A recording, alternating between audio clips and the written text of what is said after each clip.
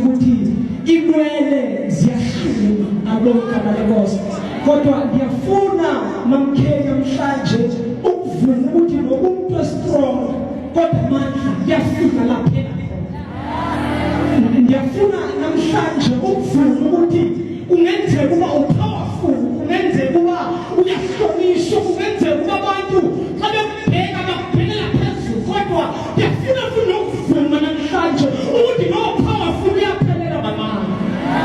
Kodwa nifumele futhi ndiphinde nditshuba akhona amandla ukuthi iBhayibheli uSamsoni bamthela inwele, kodwa ngiyamthanda uThixo wawabeka amandla kaSamsoni ezinweleni.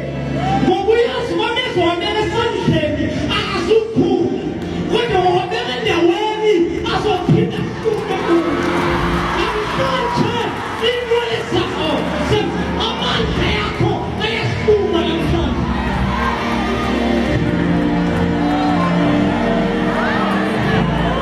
Uba ayebekwe esandleni sesizosuswa angahlumi, kodwa wathi uThixo ngizowabeka ezinweleni ukuze noma ekuthiwe kodwa sihlume namhlanje.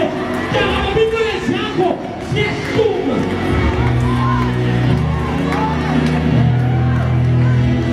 Ziyahluma inwele zakho, ukuvala.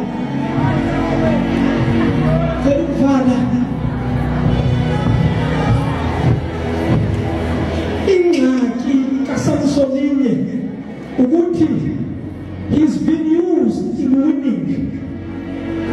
Xa kufika ukwehluleka, xa kufika ukwehluleka empilweni yakho wasibona useless. Namhlanje ngicela ukuvala kanje ukuthi kungenzeka ukuthi you've been winning, kodwa namhlanje ngicela ukuvuke.